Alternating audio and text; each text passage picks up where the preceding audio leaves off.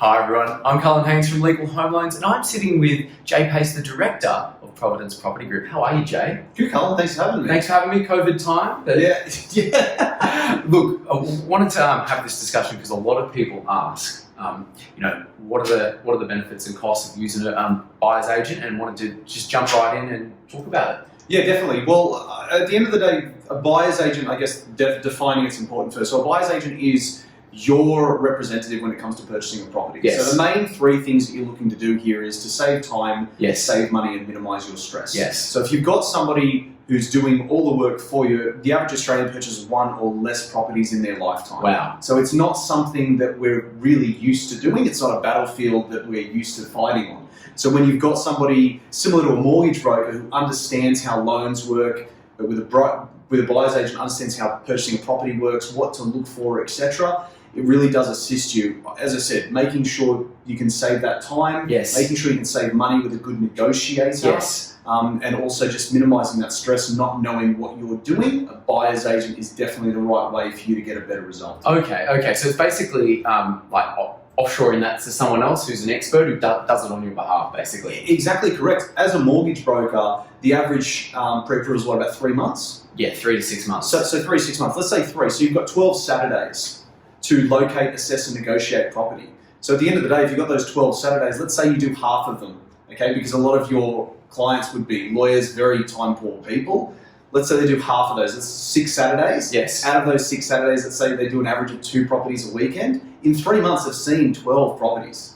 It all gets very mind-boggling after that. Exactly. And they get jaded. Exactly. So it's just important to, like what you guys do, offset it to the professionals, make sure they can get you a better result. Okay. And legal professionals understand this, but like, how does it work in terms of charge an upfront fee, or how does it work for a buyer's agent? Great question. So most buyer's agents will charge you an upfront engagement fee. Yes. It's usually a small amount, $1,500, something like that. Okay. So you've got your $1,500 engagement fee, and then you've got a success fee. So the success fee is only invoiced once you've exchanged contracts. Okay. So for your upfront cost, basically your upfront risk, it's a very small amount in order for someone to sit down with you and really set you on your way into understanding, what am I looking for? Yes. What's the goal going to look like for this property? And can I actually achieve it? Is it something that is realistic? Okay. Yeah. And for my risk-averse legal clients out there, there's always a fear that they're going to pay this fee, and then the buyer's agent or the professional is going to say, "Here's the 3 options, take it or leave it." Yeah. That can be the case with some. Of course it agents. could. I mean, I think it can be the case with lots of different companies in regards to when you Of pay course, upfront. take it or leave it. Basically. Exactly.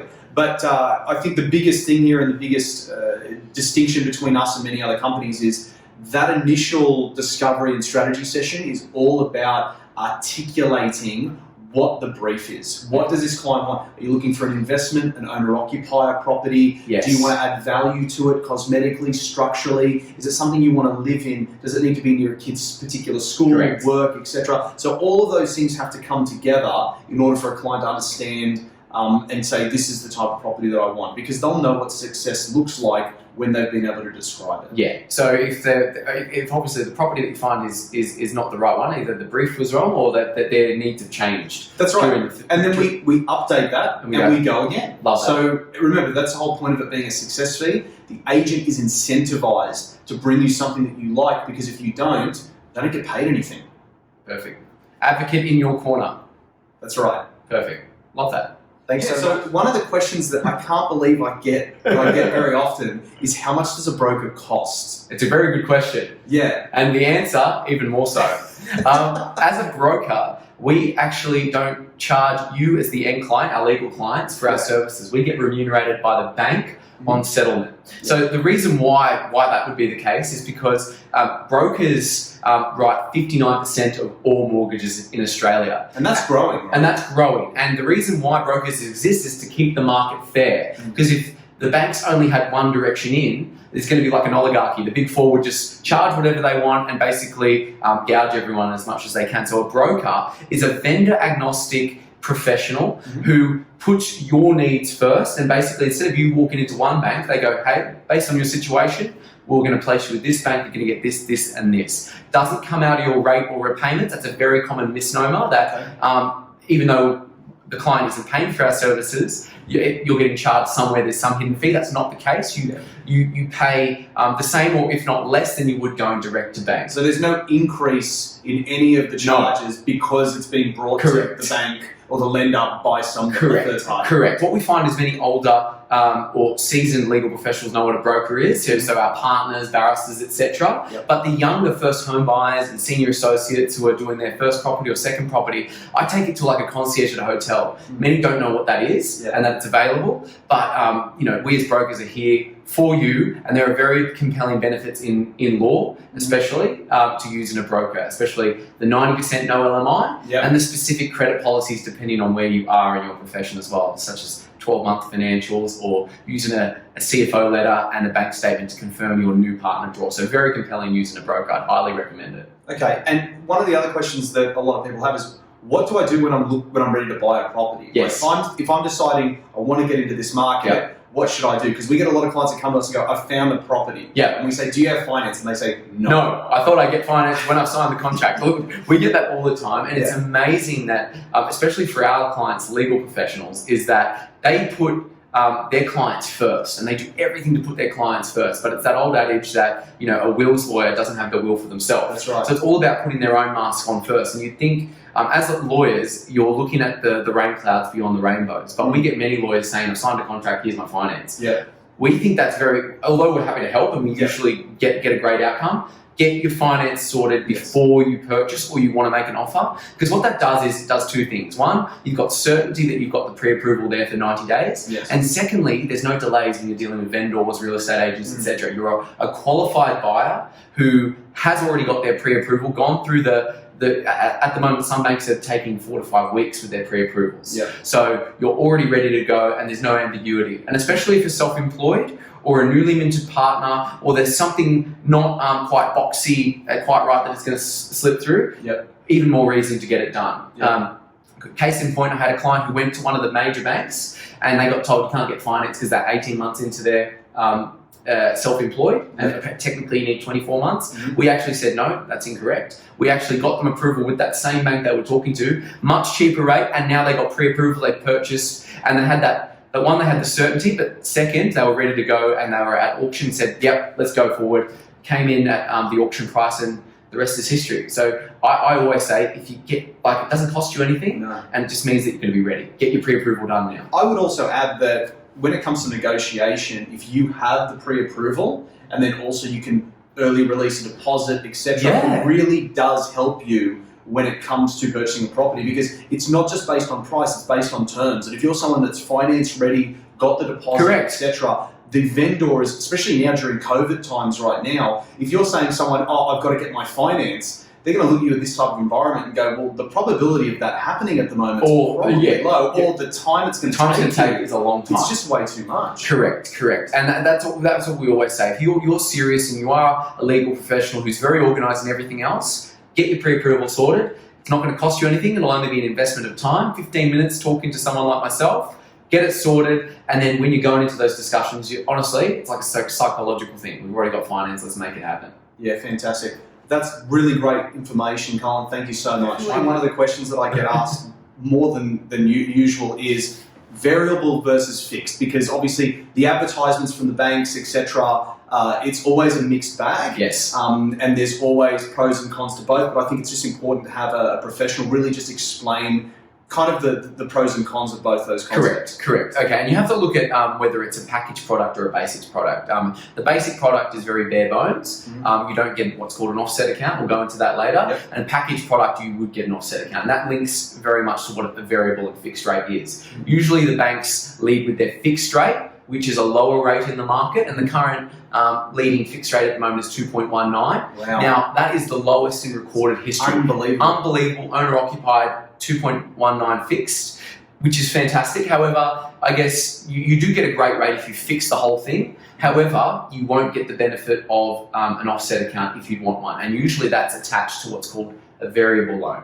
So the variable loan is a little bit higher by about 50 to 60 basis points. Okay.